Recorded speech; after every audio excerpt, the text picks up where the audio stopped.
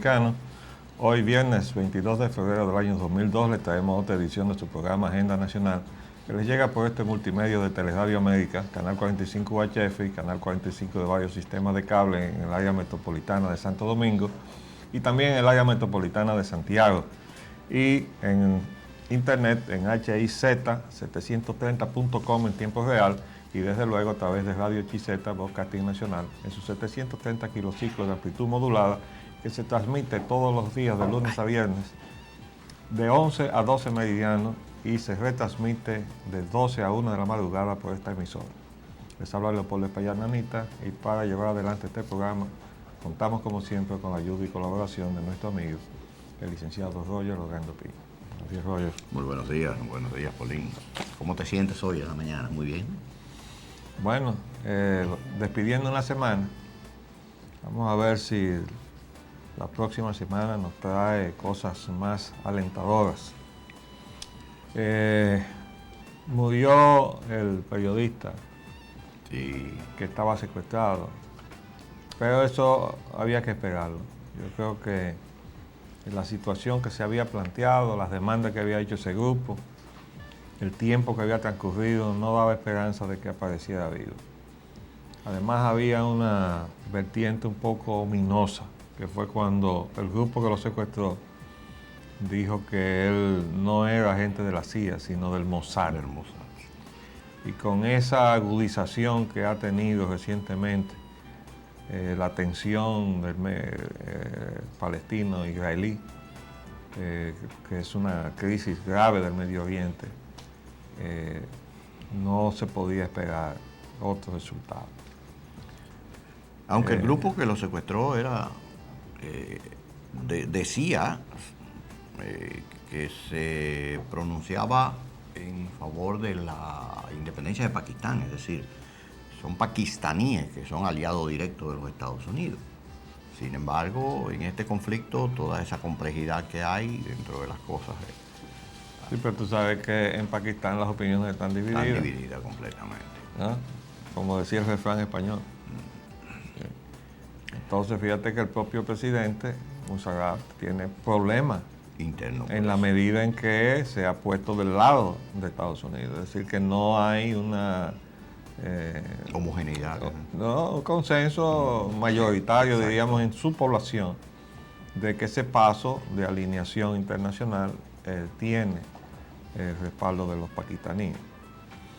Bueno, por otro lado, tenemos aquí en el patio una especie de crisis del Medio Oriente. Del Medio Oriente, del otro lado del río. Para que Medio Oriente... El líder de Panamá. Dice el señor... Muestra esa página. El señor... No, arriba y abajo. Ay, qué lindo se ve. Yo soy el vocero, dice José Joaquín Puello, y abajo dice Marcano que nadie me calla. A mí nadie me calla, porque Marcano está sacando a la luz pública, al conocimiento del pueblo, todas los desórdenes, los desafueros que se habían cometido, que se están cometiendo dentro de la ejecución del célebre proyecto de los Juegos Centroamericanos. En el marco de una ausencia de contabilidad absoluta organizada y administración absoluta. Bueno, vamos a seguir adelante con Venezuela. Aquí está la cosa media difícil. El presidente Chávez pasan a retiro a militar venezolano, el coronel Pedro Soto. Exigió otra vez exigió la renuncia de Chávez. Sí. Todavía faltan 2 militares más. Sí, hay una situación con esto. Sí. Aquí está Chávez, en esta información que salió en CNN ayer, pero ya para la madrugada y en la mañana de hoy aparece que este señor dice que desconoce la decisión que se tomó. Y vamos a ver, porque eso tiene ciertos pespuntes. El asunto del retiro implica a otros militares. Incluso hay ahora mismo otros ex militares, o sea, militares que han sido puestos en retiro. Y vamos a analizar eso. Pero veamos lo que dice aquí. Aquí dice, hay otro general decepcionado con Chávez. El hasta ayer general de brigada Guaycaipuro Lameda afirmó que se retira del ejército y del gobierno venezolano por sentirse decepcionado y defraudado al no ver ningún atisbo de rectificación en el gobierno del presidente Hugo Chávez. Por favor, rectifique, recomendó Lameda hasta hace una semana, presidente de la compañía estatal Petróleo de Venezuela, PDVSA. Ahí es que está el kit del asunto. Y voy a la información que traje días antes, cuando se nombró al nuevo presidente de PDVSA, la mayor empresa de América Latina, ¿verdad?, en petróleo, a Chávez. Lameda, en una multitudinaria rueda de prensa en su casa de Caracas, expresó su intención de renunciar a toda posibilidad de participación en la gestión gubernamental, mientras la gestión de Chávez siga por el actual rumbo. Y entonces hace una serie de explicaciones que son de interés. Por ejemplo, él dice que existen en el gobierno 4 grupos. Uno económico, otro del movimiento Quinta República, que tiene el control legislativo y político, otro de seguidores que le acompañan desde la intentona golpista de 1992, que ejerce el poder regional, y otro alternativo, entre comillas, que utiliza para mantener equilibrios de poder y en el que están los partidos. ¿Cómo estructurar eso? Es una decisión que el presidente debe tomar. Pero bueno, vamos a lo de PDVSA, porque recuerden que el presidente Chávez destituyó a la vicepresidenta, que era una mujer, la señora Bastida. Destituyó al embajador venezolano en Washington. Y así, renglón seguido de esos 2 pasos, el ministro de Interior, el señor Michelena, sale del gobierno. Pero ¿qué pasa? Ya hemos dicho que hay un trasfondo petrolero en todo este lío. Exactamente. Esta fue la información que nosotros le trajimos anteriormente a ustedes, que sale de petroleumworld.com, que es una página de internet que se edita en Caracas. Pero desde luego no le edita el gobierno. Y cuando se anunció al nuevo titular de Venezuela, dice aquí, porque esto está en inglés, la designación en el fin de semana del vicepresidente del Banco Central, Gastón Parra, como la nueva cabeza del monopolio de propiedad estatal Petróleos de Venezuela, se espera que le haga la vida mucho más cómoda o fácil al presidente Hugo Chávez y al ministro de Petróleo, Álvaro Silva. ¿Qué está diciendo con eso? Que había problemas con el que estaba. Aquí abajo dice que esto podría también complicar el asunto para el monstruo petrolero, que es PDVSA, y entorpecer algunas inversiones, oportunidades de inversión extranjera, en la medida en que Parra se mueve a implantar las órdenes del gobierno a toda velocidad después que el saliente presidente de PDVSA, Guaycaipuro Lameda, objetó varias de estas medidas. Ahí está. Es decir, que cuando se subieron los impuestos a las franquicias de explotación petrolera concedidas a la inversión extranjera en Venezuela, y se puso la condición de que las nuevas explotaciones tenían que tener una participación mayoritaria del Estado venezolano, el general, ahora en retiro, Guaycaipuro Lameda, las había objetado. Qué bien. Entonces, hay otra frasecita por aquí, en toda esta larga exposición, dice, el nuevo designado, Parra, era un miembro de la comisión presidencial que ayudó a redactar la nueva ley de hidrocarburos que fue a la cual se opuso Lameda. Ese es el señor Guaycaipuro Lameda. Entonces volvemos aquí abajo. General. Dice, bajo Chávez, Venezuela se ha convertido en un halcón usando la frase que se usa en términos de guerra, ¿no? Aquellos radicales que propician la guerra. Bueno. En sentido contrario ahora. Pues, no, aquí dice que Venezuela se ha convertido en un halcón en precios dentro de OPEP.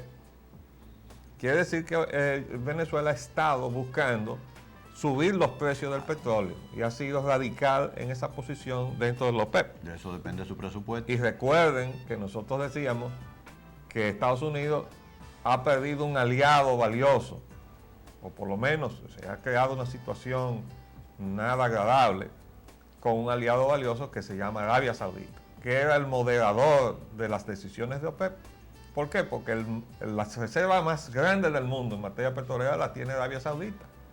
De modo que cuando la OPEP distribuía las cuotas, porque eso es un cartel oligopólico, entonces Arabia Saudita debajo de la mesa producía más de lo que se le había asignado y lo metía en el mercado y con eso ayudaba a deprimir los precios, lo cual venía a ayudar a las economías occidentales. Ese es realmente el rol que jugaba Arabia Saudita ahí. Y además tenía el respeto de todo el mundo ahí adentro. Entonces, dice aquí, una actitud, o sea, la actitud de buscar el aumento de los precios, oigan bien, que beneficia a Venezuela, ¿no? Que la MEDA había cuestionado. Qué bárbaro.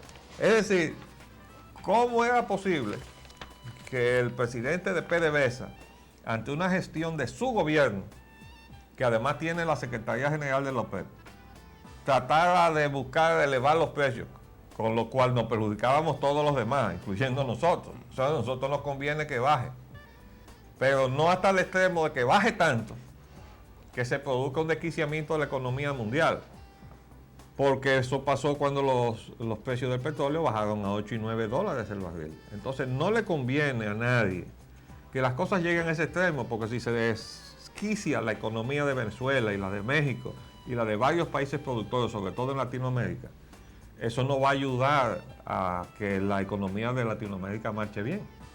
Entonces lo mejor es buscar un punto intermedio que no sea tan oneroso para las economías de nuestros países del tercer mundo, que lo podamos pagar, que nos den facilidad para pagar también, como es por lo menos el concepto original del Acuerdo de San José, y que, en fin, podamos convivir con la factura petrolera.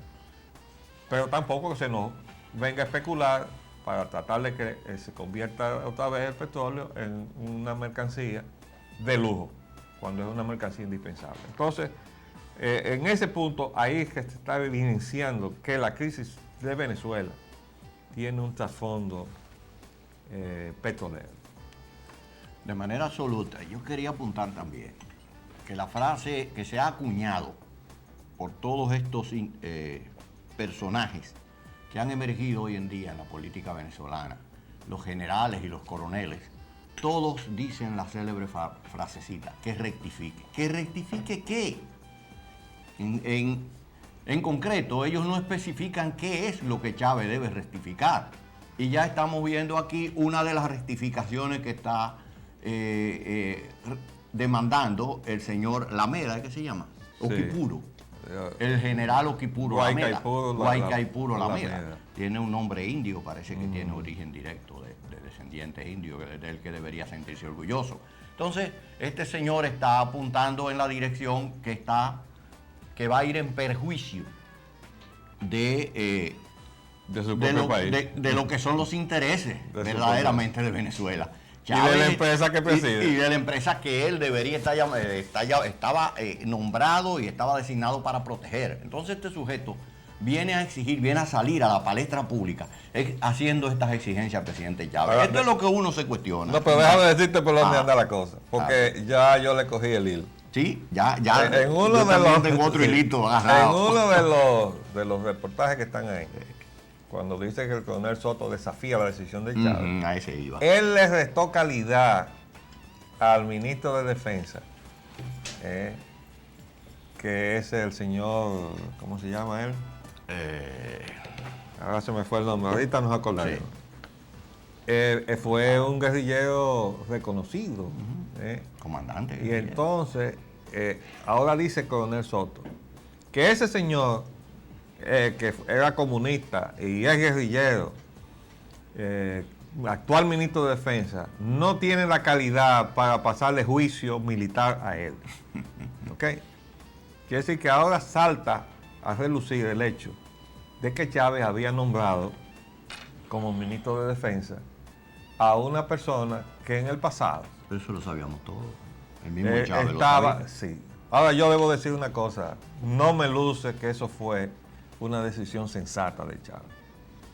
Tú no puedes coger a alguien que fue un combatiente de frente con la tropa y entonces se lo va a poner de jefe, porque eso es crear un problema.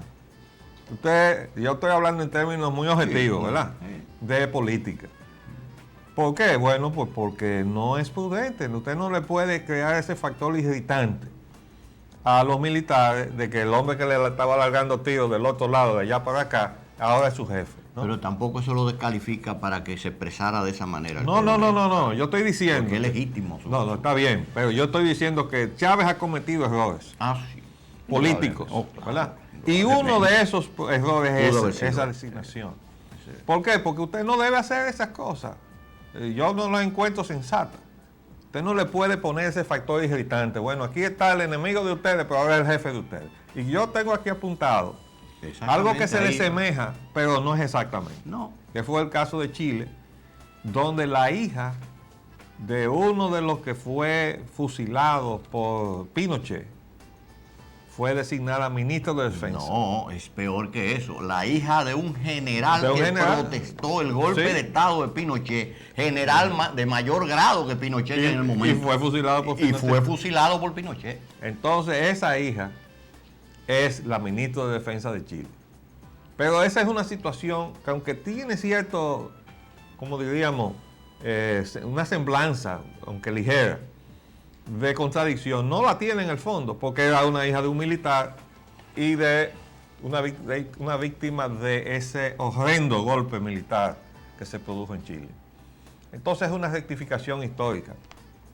Pero en el caso de Venezuela, Chávez, que sabía que iba a tener una situación conflictiva en la medida en que caminara en esta dirección, porque hemos apoyado esta reivindicación que ha hecho Chávez de la soberanía venezolana sobre su petróleo, que fue entregada por ese tránsfuga que anda por ahí, que desgraciadamente nos visita con mucha frecuencia o pretende residir en la República Dominicana, que se llama Carlos Andrés Pérez. Ese señor que nacionalizó el petróleo venezolano en la primera gestión de gobierno de él, en la segunda lo entregó y ahora se ha convertido en un agente de esos intereses petroleros para desestabilizar al actual gobierno de Venezuela porque le está pisando sus calles. Esa es la situación, tomando en cuenta la influencia que tiene el petróleo en el actual gobierno de los Estados Unidos. Ahí es que reside toda la cuestión.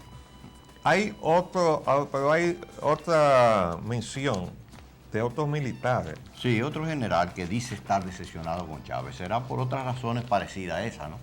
Porque es que Chávez ha ejecutado lo que ha hecho Chávez, y eso es lo que yo cuestiono, es ejecutar las facultades de que le dio la ley habilitante.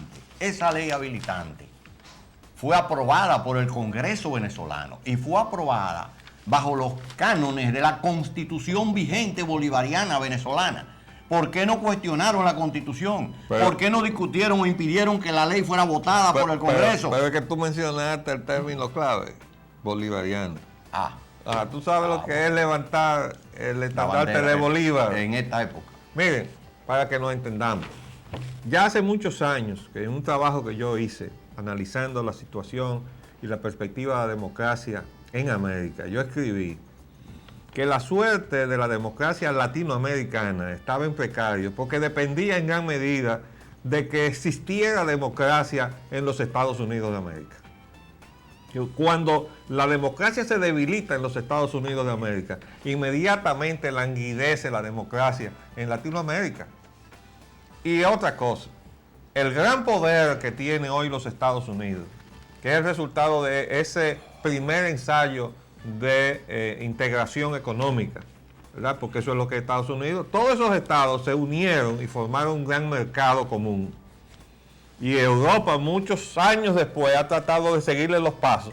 para poder equilibrar un poco las cosas frente a Estados Unidos. Esa integración europea no está jalada de los moños, es para poderse equiparar a los Estados Unidos, que fue el primer mercado común. Esa integración de lo que se llama la Unión. Los ¿verdad? 51 países. Entonces yo decía en ese trabajo que escribí, que las relaciones de todo lo que es el hemisferio estaba desequilibrada, porque al norte teníamos los Estados Unidos de América y al sur teníamos los Estados desunidos de América, que somos todos los latinoamericanos.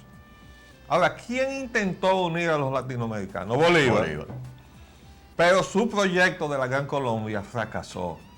Si el proyecto de la Gran Colombia se hubiera dado, probablemente la historia, no solamente de América, sino del mundo, se estuviera escribiendo de otra manera. Porque al sur, o por lo menos en la parte latinoamericana del hemisferio, hubiera una gran potencia económica y militar y todo eso. Entonces, cuando Chávez enarbola el estandarte bolivariano, ese es un estandarte subversivo, Sí, porque está tendiendo a la unificación latinoamericana y eso no está bien visto por los grandes poderes del gran capital, que anda hoy itinerante porque ya no quiere tener patria y está aposentado en los paraísos fiscales, atentando contra los intereses de todos los pueblos del mundo, incluyendo el pueblo norteamericano. el espacio cósmico de los paraísos fiscales. Pero está atentando contra el propio pueblo norteamericano, al cual no le paga impuestos a su gobierno. Y que además tiene un gobierno que ayuda a que esa evasión se produzca, como se ha puesto en evidencia en el caso de la Enron. Propicia gobierno para eso. Y está propiciando además una empresa que está vulnerando las obligaciones que tenía con su propio Estado y con los demás Estados. Y está usando el poder del gobierno incluso para cobrarle las cuentas a esa empresa. Eso tiene que ponerse en claro ahora ya. Ahora mira esto. Hay otro general aquí en esta crónica. Dice, 2 generales críticos. El presidente venezolano Hugo Chávez pasó a retiro a los generales de brigada del ejército Guaycaipuro Lameda, expresidente de Petróleo de Venezuela, PDVSA, y Ovidio Poggioli, expresidente del Instituto Aeropuerto Internacional de Maiquetía, confirmó ayer el Ministerio de Defensa. O sea que ambos tenían posiciones de manejo de servicios y servicios estratégicos o entidades estratégicas del Estado de Venezuela. ¿Qué pasó con el del Aeropuerto Internacional de Maiquetía? No lo sabemos. Pero ya sabemos qué pasó con el de PDVSA. Usted tiene hasta los precedentes. Ya veremos, porque saldrá a relucir. Sí, eso vendrá. Ahora todo, yo creo que el mismo Lameda decía que está en manos de Chávez rectificar. De Chávez. No, rectificar no, manejar la situación. Porque él tiene los elementos. Vamos a ver cómo lo hace. Y dice entonces el coronel Soto, ya se lo dijimos, que rechaza su paso a retiro y que no se quite el uniforme. Y desafió a Chávez a que se lo fuera a quitar. Que se lo fuera a quitar. Eso es una postura completamente chabacana. Eso es para provocando a ver si Chávez pierde los estribos. Y sale a la calle a quitarlo. Y va a quitárselo. Pero Chávez yo estoy seguro que no lo va a hacer. Pero le va a mandar el ente que de acuerdo a la ley le corresponda irlo a coger preso. Seguro que lo va a hacer. Porque no fue el ministro de Defensa, Rangel, que le quitó ese es el nombre. Sí, que le quitó el uniforme. Fue el comando superior militar, de acuerdo con el presidente de la República, de acuerdo con las leyes de Venezuela. Así es que eso es un show montado, desde luego. Bien. Pero viene el otro punto que tenemos aquí, que es interés, para que lo examinemos. A continuación viene Colombia. Pero vamos a dejar un paso a los compromisos comerciales y volvemos.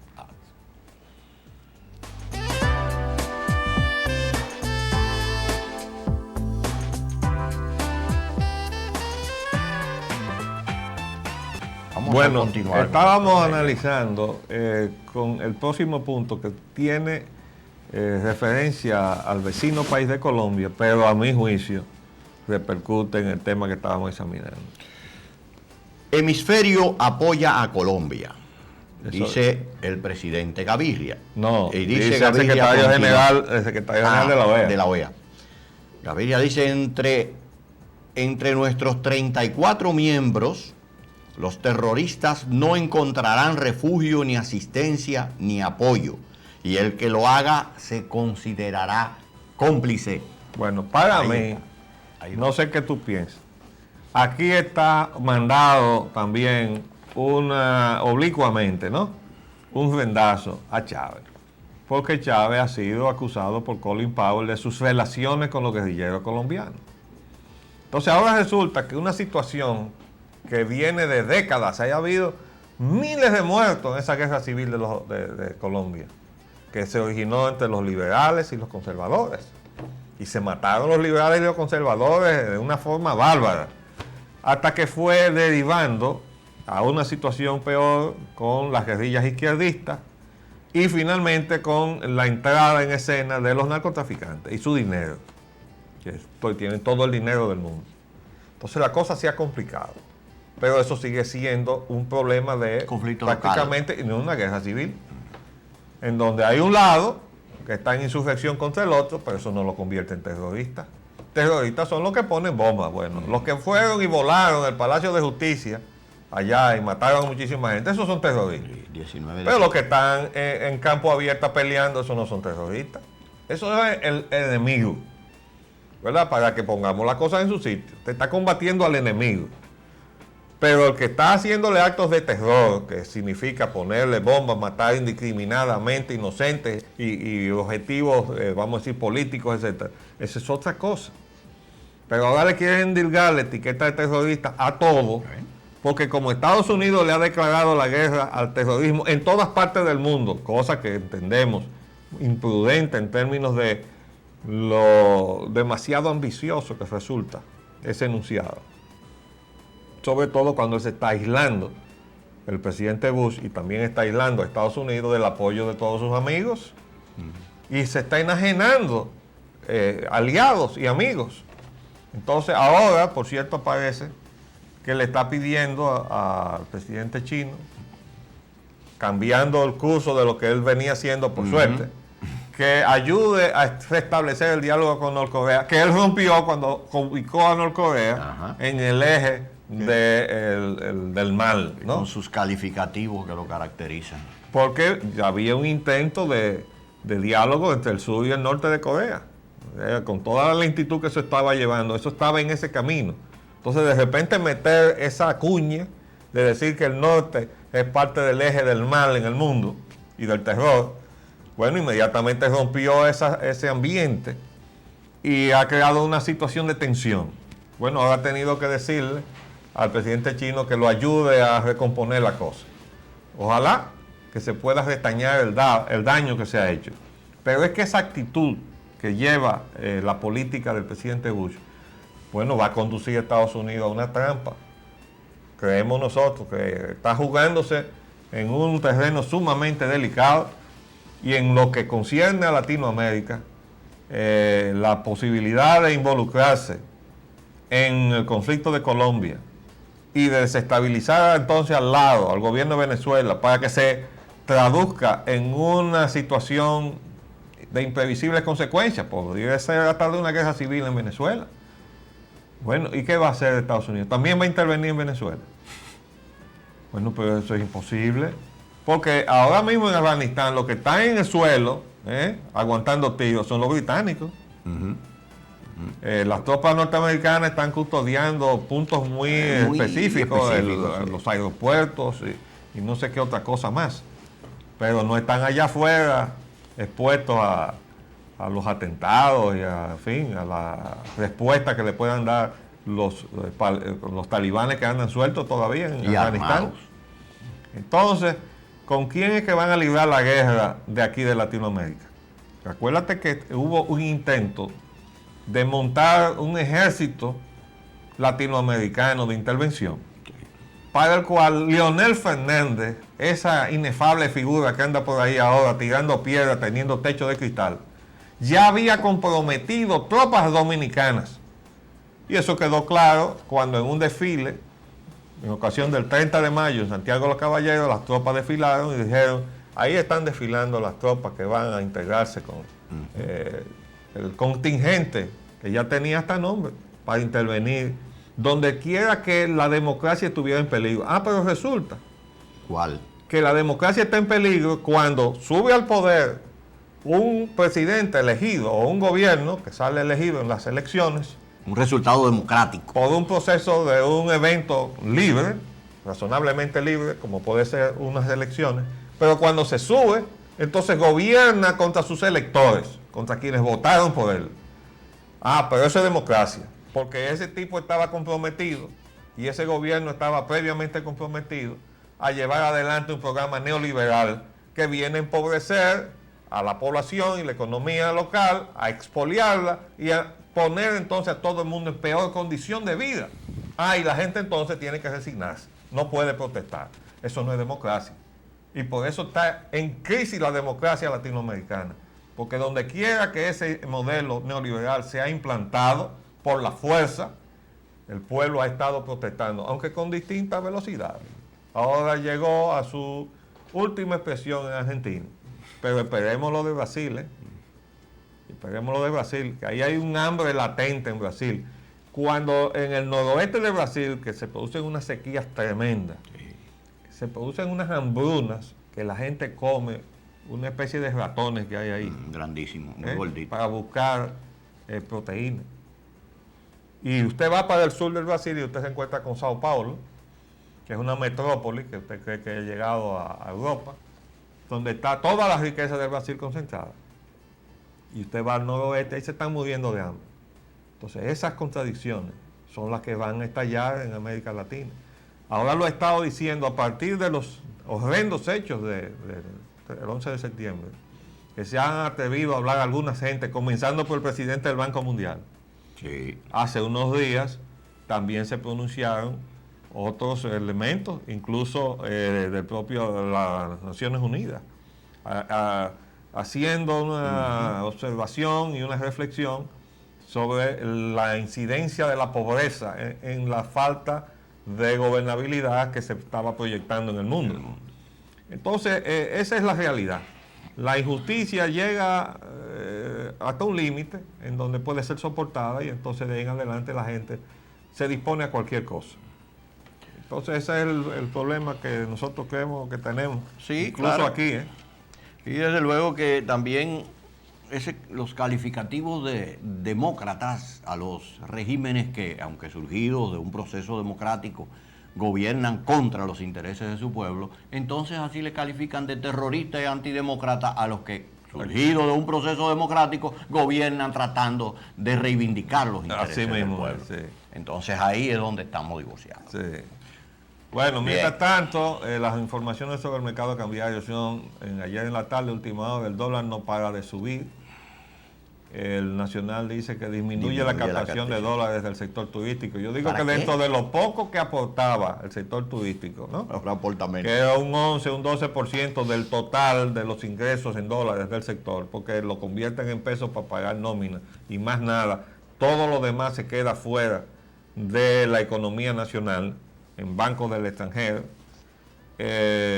Bueno, ahora resulta que esa poca aportación se ha reducido. Como es lógico, si se reduce el total, pues también se reduce esa aportación, que era la que fluía al mercado de divisas, y entonces los que están intermediando en eso están denunciando que también hay una reducción por ese lado. Eso plantea entonces el siguiente epígrafe. El Banco Central daría efectivo a los remesadores porque hay un déficit bastante marcado en el mercado entre la demanda de las divisas y la oferta.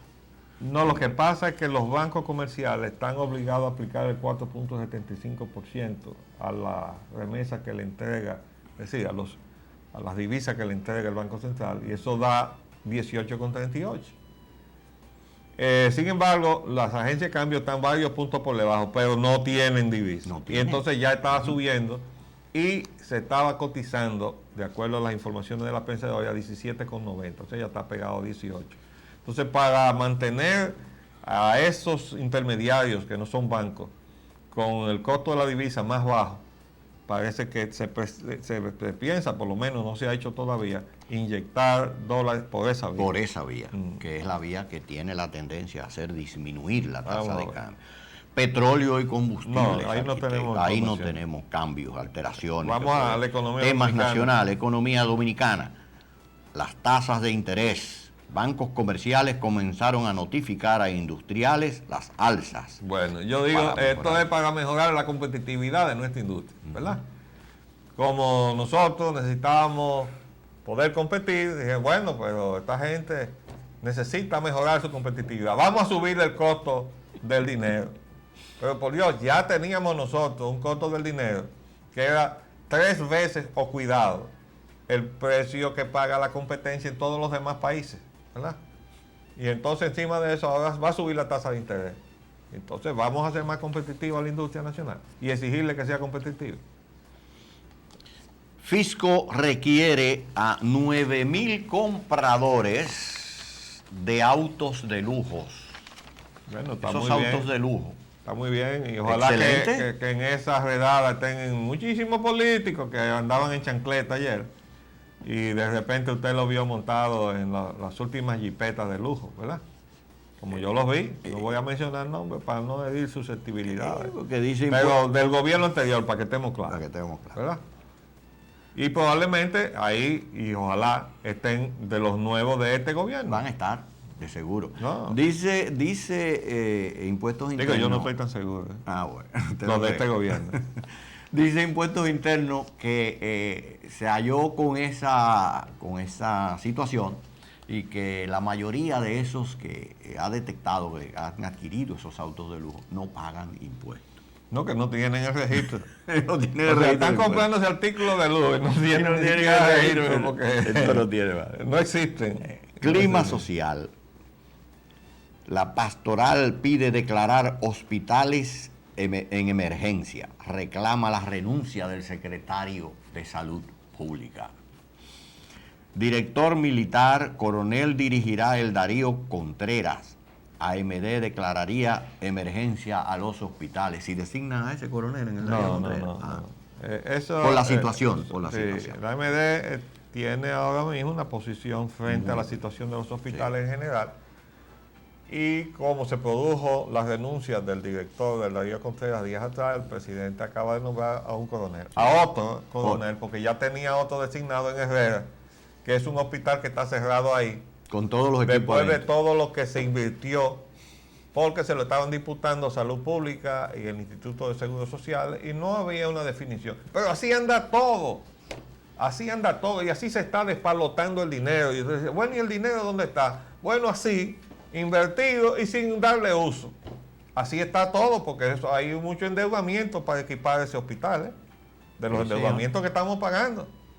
¿Ahí dónde está todo eso? Bueno, salió también una información hace unos días de que el propio Darío Contreras había como 50 millones de dólares de equipos que no estaban había almacenados sido instalado. ahí, sin instalarse.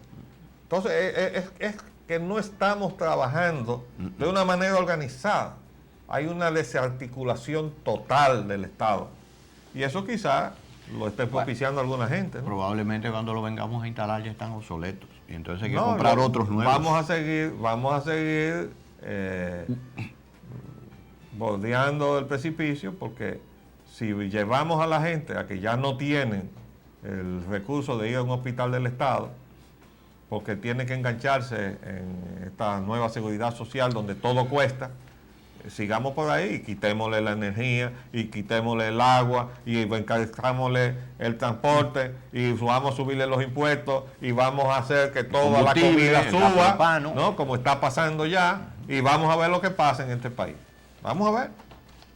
Mientras tanto le estamos diciendo, le estamos reclamando al presidente, a nuestro amigo. Presidente, ese no es el camino. Por ahí no vamos bien, no vamos bien. Pero él reafirmó eso allá en Ecuador y dijo que iba a seguir por esa dirección. La crisis eléctrica. Juzgan político el motivo del apagón de la planta Smith & Enron. Bueno, eso fue una noticia del jueves, ¿verdad? 21.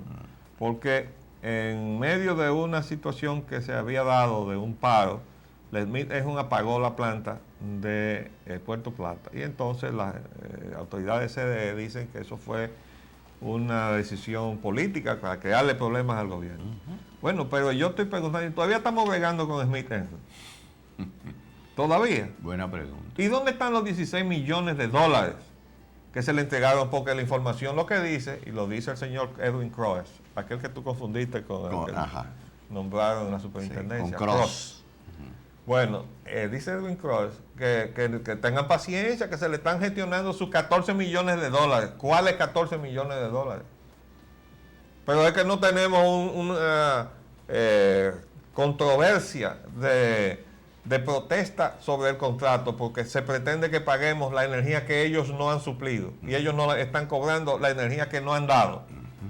Entonces, ¿cuál es el cobro que están haciendo? ¿De la energía que dieron o de la energía que no dieron?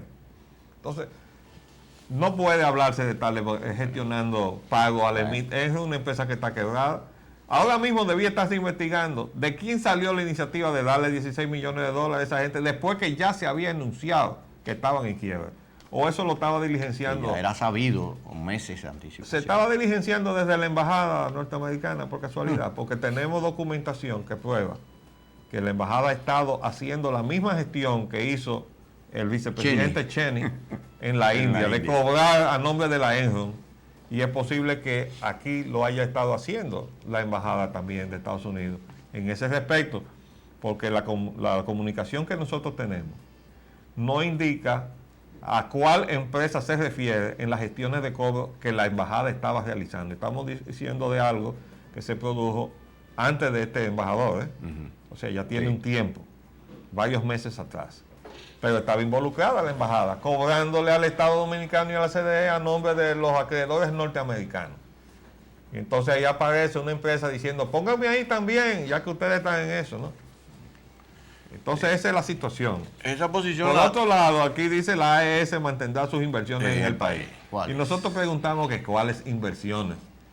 O nos vamos a olvidar que la AES, al igual que las empresas españolas estas, entraron aquí pagando una fracción de lo que estaban supuestos a haber invertido y el resto se lo contabilizaron en el Banco Central como inversiones en cartera en el exterior. Y eso nunca entró aquí.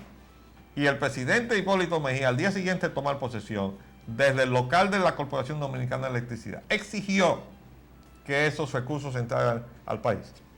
Y que la parte que corresponde al Estado de ese aporte, porque si somos socios 50 y 50%, la mitad de ese dinero era del Estado, y eso tiene que ir al Banco de Reserva. ¿Dónde está todo eso que dijo el presidente Mejía? Entonces, ¿cómo se le puede exigir a los dominicanos que cumplan con su sagrado compromiso de pagar cuando estos señores no han pagado nada? O si han pagado ha sido una fracción de lo que estaban supuestos a pagar. No tienen derecho a estar ahí. El gobierno no tiene autoridad moral para exigirle a los dominicanos que paguen frente a estos señores. Estos señores no tienen ninguna calidad ni jurídica para estar sentados ahí usufructuando ese negocio. Por ahí anda una valoración ahora de los activos de la AES diciendo que son como 890 y tantos millones. Ajá. De dólares, ¿no? De lo nuestro. Porque no me van a decir ahora, ¿tú sabes por qué lo estás poniendo? Porque como están... En una negociación para vender. Están tratando de vender. Y probablemente para irse, como la Smith claro. se tendrá que ir de aquí. Porque ellos están reduciendo. Pero ellos se quieren ir con los bolsillos como ellos llenos. Quieren, ¿verdad? Como los bolsillos como ellos quieren, sin haber puesto la parte que le corresponde y cobrándolo todo a nosotros. Porque para eso tenemos plumas en la cabeza y taparrado. Pero eso lo están viendo ellos por la conducta de 2 o 3 funcionarios. Pero el resto de los dominicanos, ni tenemos pluma en la cabeza, ni tenemos taparrabos ya. Entonces eso no es admisible. Y señor presidente, le pedimos respetuosamente que usted pare a ese grupo de funcionarios que usted tiene en esa vertiente. Porque la situación en que se verá su gobierno, después no va a poder ser rectificada. Entonces se va a ver usted en la situación que se vio hace unos días cuando dijo, yo no me voy a meter ahora en revisar esos contratos después que usted dijo que lo iba a revisar. Entonces, ese es el problema, presidente.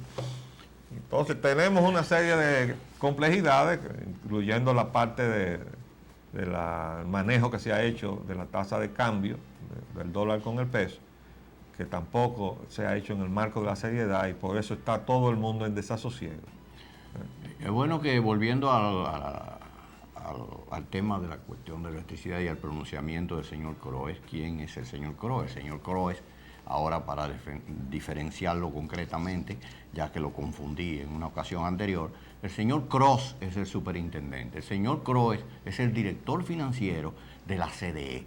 que acompañó en comisión al administrador general de la CDE a firmar los acuerdos aquellos de Madrid y de Nueva York. Acuerdos perjudiciales al pueblo dominicano, porque les retuvo en sus manos a las distribuidoras de electricidad lo que debió ser la rebaja a las tarifas que pagamos todos nosotros. ¿Cuánto fue que representó eso? Bueno, de acuerdo a como dice Aristides Escudero, cuestión de 3 mil millones. Sí. Algo así fue que habló. Bueno, eso es, el asunto es que cada vez que se da una negociación de esa naturaleza y perdemos nosotros. Se le llena el bolsillo a los que están del otro lado, alguien está sacando su tajadita de eso. Y ahora hay otra información. El gobierno dará más apoyo a la distribuidora de electricidad, pero bueno, le van a dar más apoyo del que tiene. Más apoyo a las empresas de electricidad. No puede ser. Tienen que darle apoyo a los dominicanos que estamos siendo expoliados por esas empresas de electricidad. Ese es el curso de acción, señor presidente. Ya nos hicieron señas de que se nos acabó el tiempo. Bueno, pero nos despedimos por esta semana. Volveremos la semana entrante, si Dios así lo permite. Les hablamos Leopoldo Pellananita y Roger Ogando.